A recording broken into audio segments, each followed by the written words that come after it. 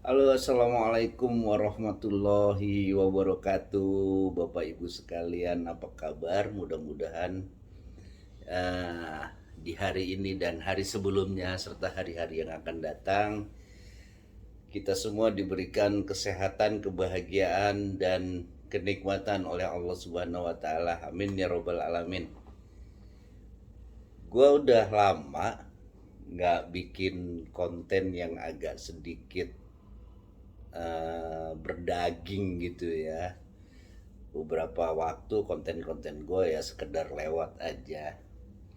Oke, izinin Bapak Ibu sekalian, kali ini gue akan berbicara mengenai sesuatu yang mungkin ada manfaatnya, walaupun sebenarnya gue nggak berharap banyak untuk manfaat dari video ini, tapi insya Allah lah ya ada yang membutuhkan. Kali ini gue mau berbicara mengenai apa sih fungsi materai di dalam suatu perjanjian gitu ya. Kok kayaknya kesannya itu menjadi sesuatu yang wajib ada gitu. Sebelum di situ gue mau mengingatkan sebenarnya eh, manusia sebagai makhluk sosial itu memiliki kebiasaan untuk berinteraksi dengan manusia lainnya, pasti dong, karena manusia itu memang makhluk sosial. Hal ini yang membuat manusia semakin berkembang dalam pergaulannya di dalam masyarakat gitu. Nah, meluasnya pergaulan manusia ini membuat manusia dalam berinteraksi dengan sesamanya itu tidak dapat uh, berperilaku sebebas-bebasnya gitu ya. Ada batasan-batasan. Meskipun setiap manusia pada dasarnya memiliki kehendak yang bebas untuk masing-masing, ada hak asasi manusia di situ. Bapak Ibu sekalian, dalam pergaulannya, dalam interaksinya ini manusia melakukan berbagai hubungan yang tentunya melibatkan orang lain. Pasti dong, nggak mungkin kan kita hidup sendiri seperti misalnya melakukan hubungan keperdataan, hubungan janji, berinteraksi dengan manusia lain gitu ya. Hubungan keperdataan contohnya, hubungan keperdataan ini bisa diwujudkan dengan suatu perbuatan hukum gitu, yaitu dengan adanya suatu perjanjian. Gua berjanji atau lu berjanji, ada jual beli, ada transaksi apa lagi ya, hubungan antar manusia, jual beli, waris, pokoknya hal-hal yang bisa diakibatkan oleh adanya interaksi antara satu manusia dengan manusia yang lain sebagai makhluk sosial gitu. Pasal 1313 KUA Perdata menyatakan bahwa perjanjian yaitu suatu perbuatan dengan mana satu orang atau lebih gitu mengikatkan dirinya terhadap satu orang atau lebih lainnya. Dalam kehidupan sehari-hari gitu masyarakat sering menggunakan materai dalam melakukan suatu perbuatan perjanjian. Paradigma yang sering muncul di masyarakat adalah bahwa materai itu merupakan syarat sah dari suatu perjanjian. Lantas, apakah paradigma itu dapat dibenarkan secara hukum? Nah, ini untuk menjawab pertanyaan itu kita lihat dulu ya dari beberapa dasar yang mungkin akan gue sampaikan. Bapak Ibu sekalian, berdasarkan pasal 1320 KUA Perdata, suatu perjanjian dianggap sah apabila memenuhi 4 unsur. Ya. Yang pertama adanya kata sepakat. Artinya tidak mungkin lo membuat suatu perjanjian tanpa adanya kesepakatan, gitu. Terus yang kedua adanya kecakapan untuk membuat perjanjian. Beberapa hal atau beberapa di video gue mungkin nanti lo bisa searching, gue sebutkan bagaimana yang tidak dianggap tidak cakap dan siapa saja yang dianggap cakap. Ya, lo boleh cari di belajar hukum, pernak-pernik perjanjian di video gue yang lain. Siapa aja orang yang cakap di situ. Terus kemudian yang ketiga, adanya suatu hal tertentu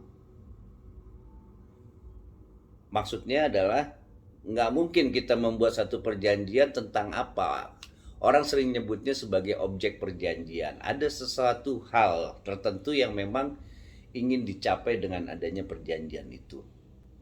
Terus yang keempat yaitu adanya hal atau kausa yang halal. Bagaimana nih kausa yang halal? Kausa yang halal itu salah satunya tidak bertentangan dengan norma hukum, norma adat, kesusilaan gitu ya. Nggak mungkin juga kita bersepakat untuk katakan misalnya jual narkoba misalnya itu ya nggak boleh itu.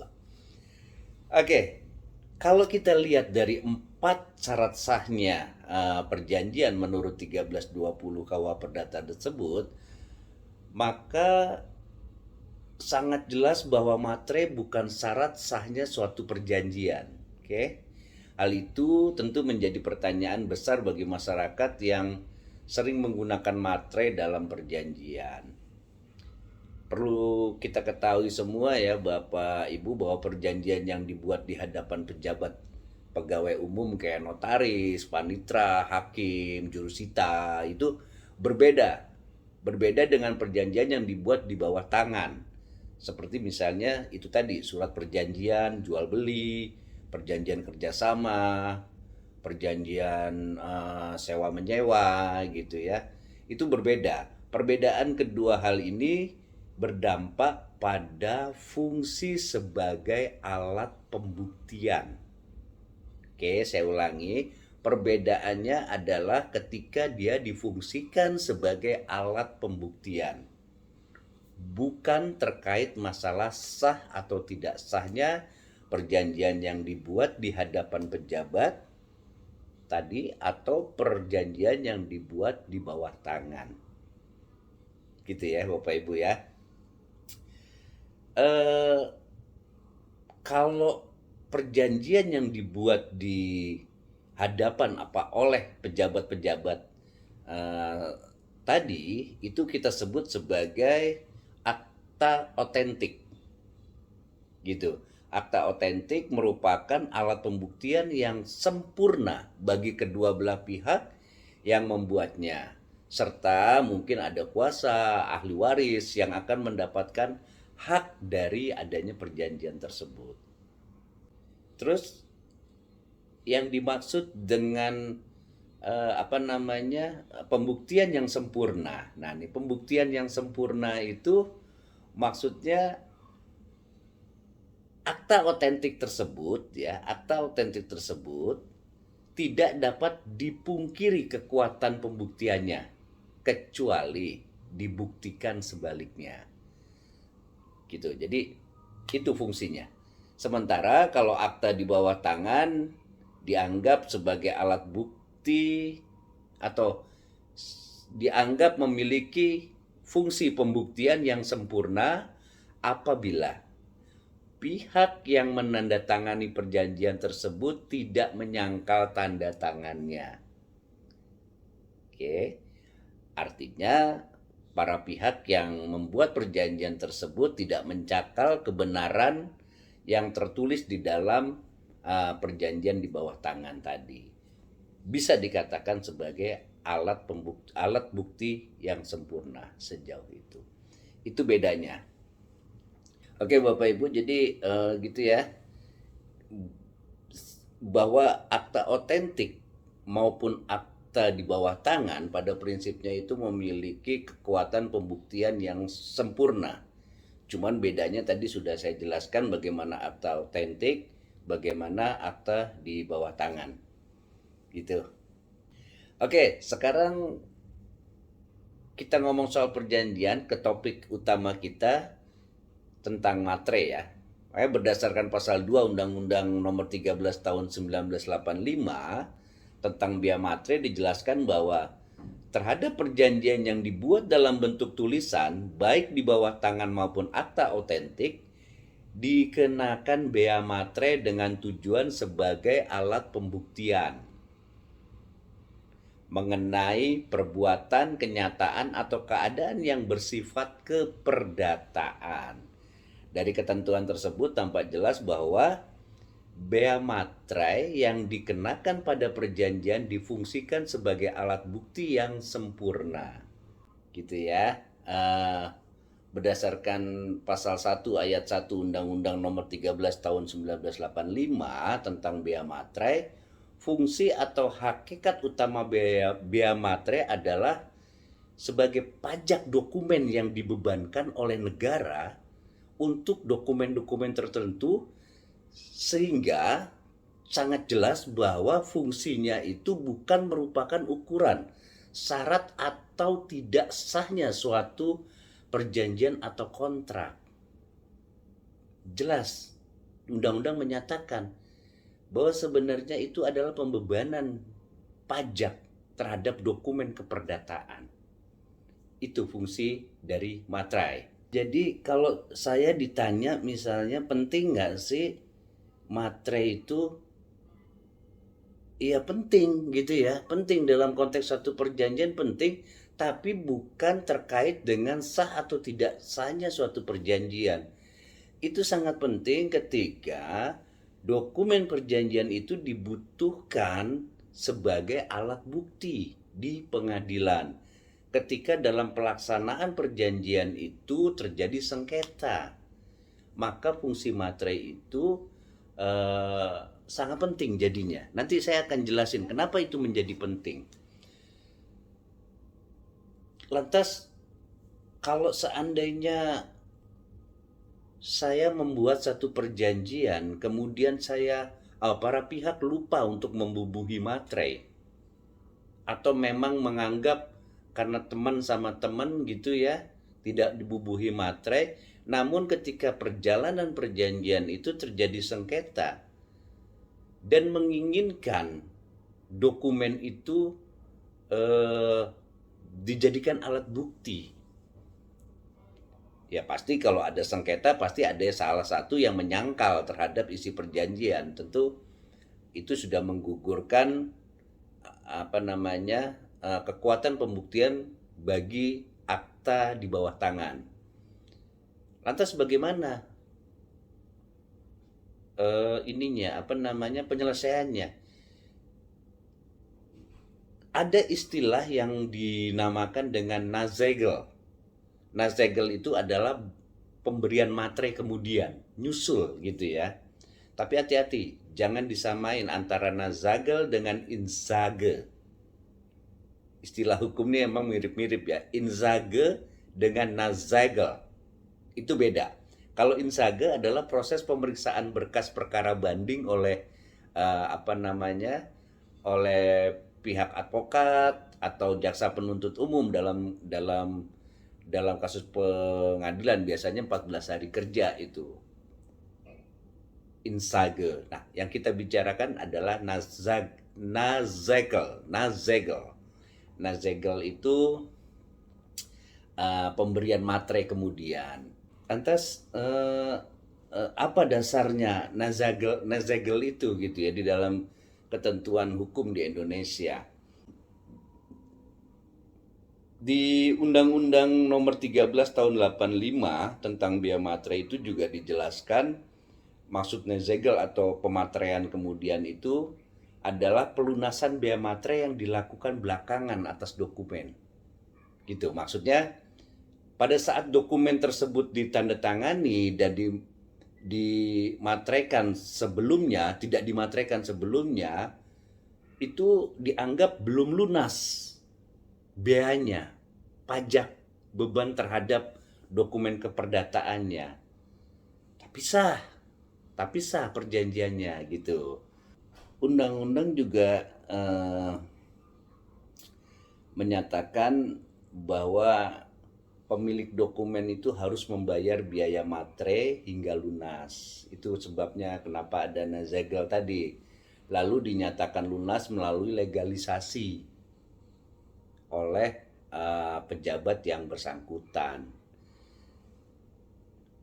Kalau kita berbicara mengenai legalisasi oleh pejabat yang bersangkutan, maka dalam kasus nazegel ini tentu pejabatnya adalah pejabat kantor pos. Karena pelaksanaan segel ini bisa dilakukan di kantor kantor pos utama gitu ya, kantor pos yang besar-besar. Setelah ditempel materai, kemudian dilegalisasi oleh pejabat kantor pos gitu.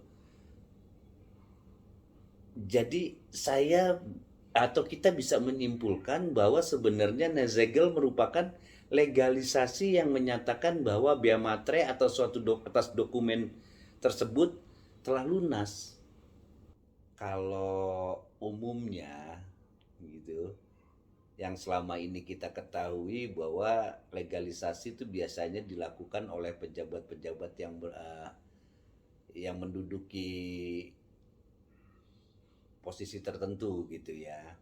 Seperti misalnya Mendikbud untuk legalisasi ijazah, kemudian dokumen-dokumen hukum rata-rata itu kan dilegalisir oleh notaris gitu.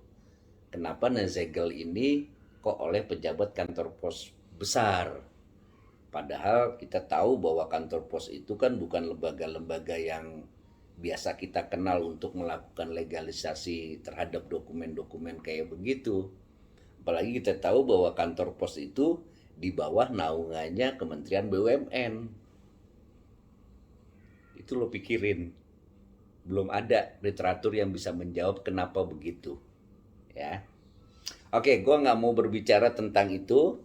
Kita mau kembali lagi fokus kepada memperdalam tentang materai itu ya. Terus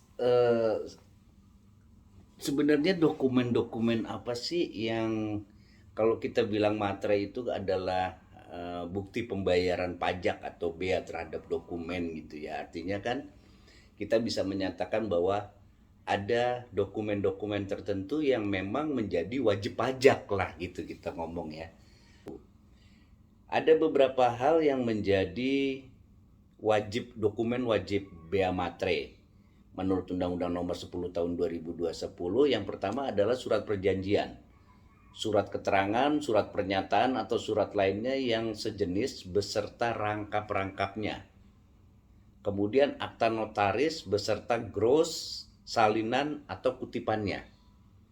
Kemudian akta pejabat pembuat akta tanah beserta dengan salinan dan kutipannya. Kemudian surat berharga dengan nama dan dalam bentuk apapun. Surat berharga dengan nama dan dalam bentuk apapun itu materai 10.000. Kemudian dokumen transaksi surat berharga termasuk dokumen transaksi kontrak berjangka dengan nama dan dalam bentuk apapun, pakai materai. Kemudian yang selanjutnya adalah dokumen lelang yang berupa kutipan risalah lelang, minuta risalah lelang, salinan risalah lelang, dan gros risalah lelang. Ingat, buat pengadaan-pengadaan yang mengadakan lelang, semua dokumen wajib materai. Kemudian dokumen yang menyatakan jumlah uang dengan nilai nominal lebih dari 5 juta, yang menyebutkan penerimaan uang atau berisi pengakuan bahwa adanya hutang seluruhnya atau sebagian telah dilunasi atau diperhitungkan. Itu juga harus dikenakan bea materai. Kemudian yang selanjutnya adalah dokumen lain yang ditetapkan dengan peraturan pemerintah. Itu yang menjadi dokumen objek bea materai. Oke, Bapak Ibu sekalian, ini terkait pembahasan terakhir ya, mungkin terkait materai ini.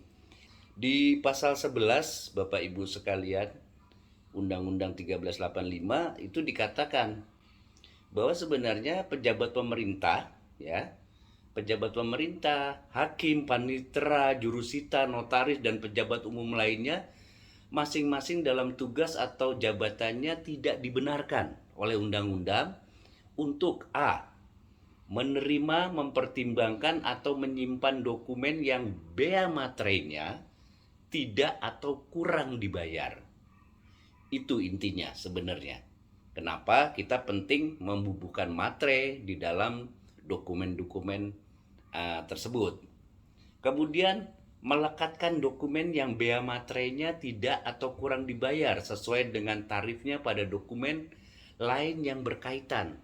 Itu makanya disebutkan tadi termasuk lampiran-lampirannya. Ya. Jadi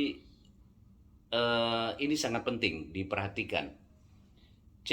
Membuat salinan, tembusan, rangkapan atau petikan dari dokumen yang bea materainya tidak atau kurang dibayar. Fungsinya materai penting, karena kalau itu nggak ditempel, ya itu tadi nggak bisa, pejabat-pejabat itu tidak bisa menerima, dilarang oleh undang-undang, tentu ada sanksinya. Kemudian berikutnya, memberikan keterangan atau catatan pada dokumen yang tidak atau kurang dibayar sesuai dengan tarif bea materainya. Jelas diatur oleh undang-undang. Makanya saya menyarankan, saya sebagai praktisi hukum yang sering sekali berhadapan dengan dokumen-dokumen itu, walaupun tidak ada kaitannya dengan nilai nominal gitu ya, atau sesuatu yang diperkirakan tidak akan terjadi sengketa, itu diupayakan untuk diberikan materai. Karena apa? Karena ada hal-hal tertentu yang kemudian pejabat-pejabat yang terkait dengan dokumen tersebut dilarang untuk menerima dokumen tersebut. Jadi misalnya kalau bikin perjanjian, tidak ada perselisihan terhadap perjanjian itu ya, pengingkaran terhadap perjanjian itu, maka bisa menjadi alat bukti sah, bisa, prinsipnya bisa. Namun pejabat panitera tidak boleh atau tidak dibenarkan menerima dokumen tersebut sebagai alat bukti. Gitu ya Bapak Ibu ya. Saya rasa cukup sekian dulu, karena durasi sudah cukup panjang mungkin ya. Biasanya juga jadi bosen gitu. Saya tidak berharap banyak atas video saya ini, dan mudah-mudahan walaupun sedikit ada manfaatnya buat Bapak Ibu sekalian. Kalau ada perkataan atau tingkah laku saya yang sekiranya dianggap salah, itu karena keterbatasan dan kekhilafan saya mungkin, maka untuk itu saya minta maaf. Demikian akhir kata saya ucapkan, wabillahi taufiq wal hidayah. Wassalamualaikum warahmatullahi wabarakatuh.